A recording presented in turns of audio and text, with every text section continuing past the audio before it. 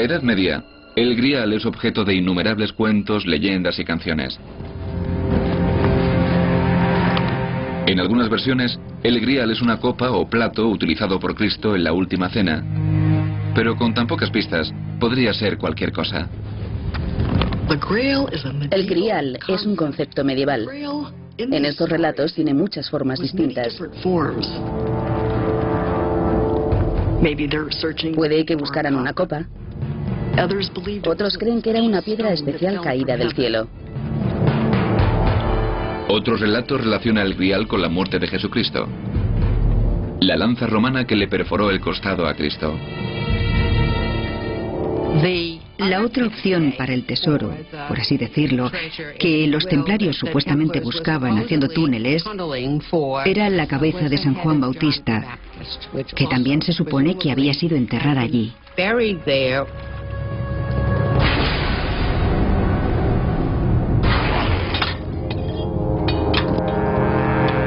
La teoría más polémica sugiere que el tesoro que encontraron los templarios pudo ser un conjunto de datos de los descendientes de Cristo.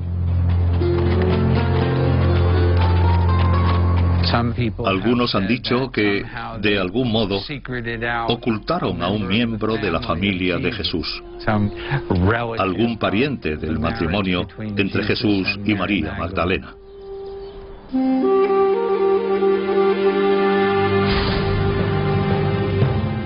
Según esta teoría, las palabras que en latín significan Santo Grial, Sangreal, son en realidad una traducción errónea de dos palabras distintas, sang real o sangre real. Conforme a esa teoría, Jesús se casó y tuvo hijos, y esos vástagos eran el secreto del Grial. En todas partes, por supuesto, hay teorías de conspiración que rodean al Grial y que rodean también a Cristo, la historia de que Jesús y María Magdalena se casaron.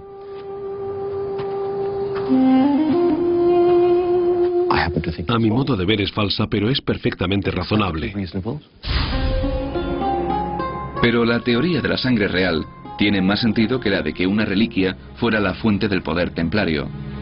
Demostrar que Jesús se había casado y había tenido hijos haría temblar las bases del cristianismo y amenazaría toda la estructura del poder en la Europa medieval.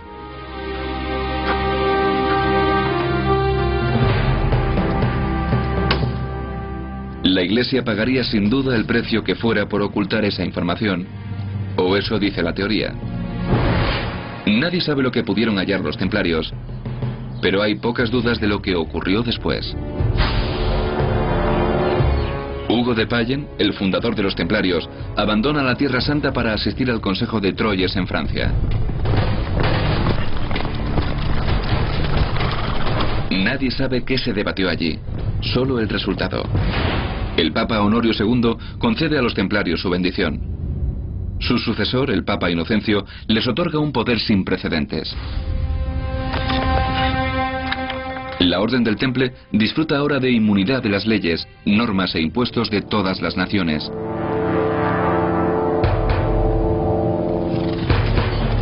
Los templarios se convierten en una fuerza en sí mismos.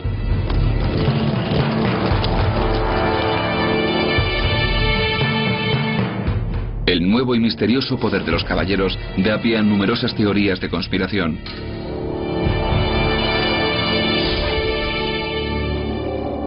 Libros como el Código da Vinci sugieren que los templarios chantajeaban al Vaticano, exigiendo privilegios especiales a cambio de ocultar la descendencia de Jesús. Pero la mayoría de los estudiosos simplemente atribuye su éxito repentino a sus relaciones con Dios. Las pruebas de su influencia económica aún se ven hoy en día.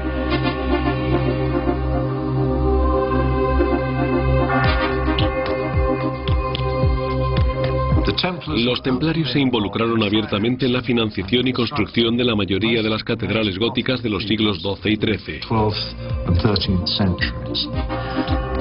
Es casi seguro que financiaron todo el edificio de la Catedral de Chartres. Económicamente habría supuesto el equivalente del viaje a la Luna norteamericano de finales de los 60. Una de las más bellas iglesias de la orden se encuentra en el corazón de Londres. Se llama la Iglesia del Temple y exhibe el sello templario, 2 hombres montados en un solo caballo. A diferencia de la mayoría de las iglesias medievales, esta es redonda. Esta iglesia se diseñó para recrear la santidad del Santo Sepulcro de Jerusalén, destino de todos los peregrinos, el lugar más santo de la tierra. Y la iglesia del Santo Sepulcro es redonda. Aquella no era una simple iglesia, era una tesorería. El rey de Inglaterra vino a la iglesia del Temple y se llevó 50.000 libras esterlinas en 1307. Fue como entrar en Fort Knox y llevarse el oro. Los templarios manejaban y administraban, al parecer honrada y eficazmente, grandes recursos. Por toda Europa, los adinerados caballeros templarios empezaron a prestar dinero a los nobles con apuros económicos. La Orden del Temple tenía una ventaja sobre otros prestamistas cristianos: podía cobrar intereses. En la Europa de la Edad Media, muy pocas personas podían negociar con dinero, porque supuestamente era pecado. Prestar dinero a un interés era simonía y usura. Es posible que los templarios crearan la idea del cheque y la línea de crédito. Los peregrinos que viajaban a Tierra Santa depositaban dinero en una tesorería templaria local. A cambio, se les entregaba un recibo que mostraba la cantidad depositada. Si al fin lograbas llegar a tu destino, canjeabas el equivalente a un cheque de viaje en la época medieval. Era como una carta de crédito primitiva. Práctico, pero costoso. La orden cobraba hasta un 10% de interés por este servicio. Los templarios observaban la pobreza, pero eso no parecía afectar a sus fundamentos. ¿Cómo reconciliaban estos caballeros sus riquezas mundanas con sus creencias? Cada caballero hacía voto de pobreza, por lo que no poseía nada propio. Individualmente no eran ricos, pero a la orden se les permitía poseer ese dinero para gestionar sus propios negocios. A finales del año 1200, los caballeros templarios son una de las órdenes más ricas y poderosas de Europa. Pero la envidia y la ira les persiguen, y un despiadado complot se pone en marcha.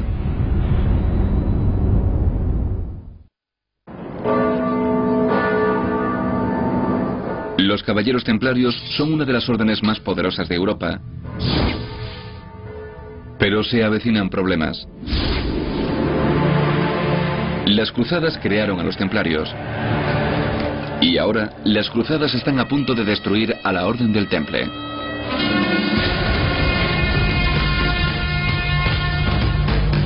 Los ejércitos musulmanes convergen en Tierra Santa.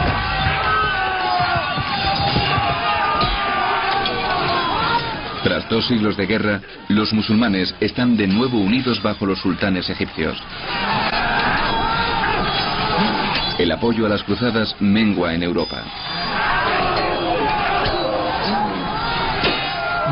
Las cruzadas, pasado un tiempo, se hicieron demasiado costosas, tanto en vidas como en recursos, para Europa. Y cada vez era más dudoso que pudieran funcionar a largo plazo.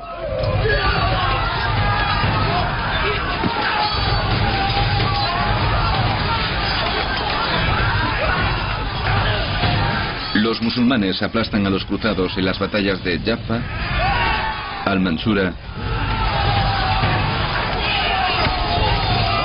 y el asedio de Safed.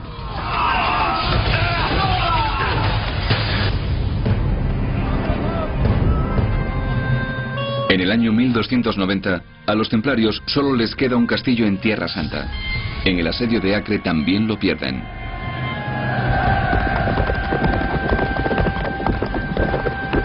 La Tierra Santa está de nuevo ocupada por los musulmanes.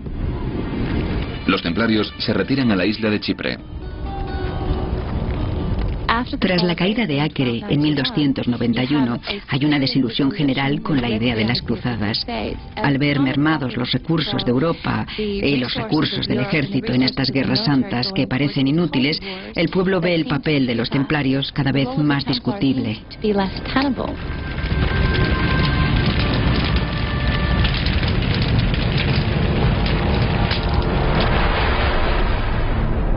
El destino de la orden recae en un nuevo maestre, el noble francés Jacques de Molay. Presiona para iniciar una nueva cruzada desde Chipre, pero sin resultados. 1307. De Molay llega al cuartel general parisino de la Orden del Temple.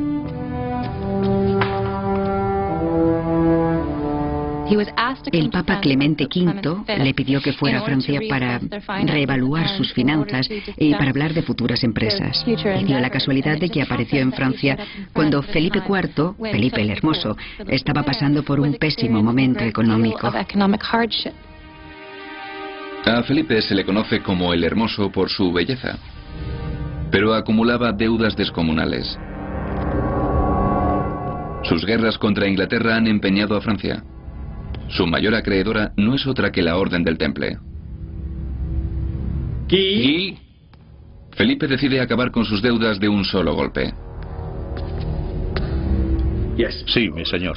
Detiene a los templarios y se hace con su dinero. Enciérralos en las mazmorras. El rey se inventó un montón de cargos y acusó a los templarios de las formas más viles de herejía conocidas por la mente medieval. Viernes 13 de octubre de 1307. Algunos creen que la superstición moderna del viernes 13 viene de esta fecha. En solo un día, Jacques de Molay y cientos de templarios franceses son acorralados. Jacques de Molay, por orden del rey quedáis arrestado. ¿De qué se me acusa? De herejía. Los arrestos conmocionan a Europa. Hoy en día sería como despertarse una mañana, poner la tele o comprar el periódico y enterarse de que todos los ejecutivos de todos los bancos o empresas han sido de repente detenidos al amanecer. Esa fue la magnitud que tuvo. La investigación de los acusados empieza de la forma habitual.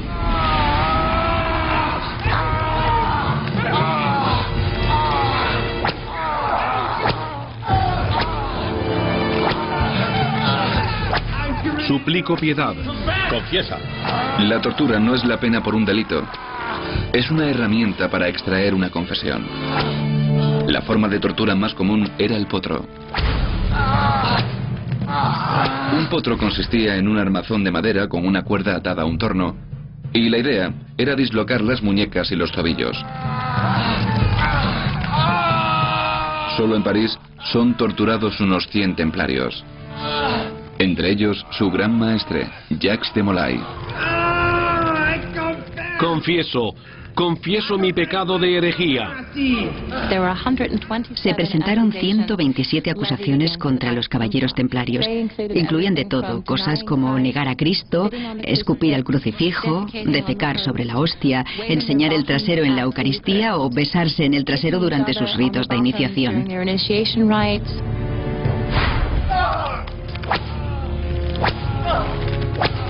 Cientos de templarios confiesan, incluido el gran maestre. Pero las confesiones van más allá de los cargos originales y pasan de lo extraño a lo ridículo. Un caballero tras otro confiesa prácticas religiosas extrañas, entre ellas el culto a un objeto poco común. Hay muchos indicios de que era, de hecho, la calavera de San Juan Bautista. Otros han insinuado que la cabeza cortada en la bandeja de plata es el Santo Grial. Los relatos se hacen cada vez más extraños mientras los templarios cuentan de forma independiente historias a cual más estrambótica. Varios templarios confiesan adorar el Baphomet o Baphomet. El Baphomet es probablemente uno de los aspectos más extraordinarios de las acusaciones contra los templarios. Algunos sugerían que era un ídolo de piedra del diablo, uno de los aspectos más sensacionalistas de su juicio, que intenta relacionarles de alguna forma con el culto al diablo. Hay muchas más teorías. Hay algunos estudiosos que han sugerido que el Baphomet es una traducción errónea de Mohamed, que los templarios combinaban en realidad varias tradiciones religiosas en su práctica particular. Miles de templarios sirvieron durante muchos años en Tierra Santa. Puede que algunos absorbieran en secreto creencias religiosas de los musulmanes, como el respeto por el profeta Mohamed o Baphomet. El curioso término todavía desconcierta a los historiadores. A principios de la década de 1980, un estudioso llamado Hugh Schonfield hizo una afirmación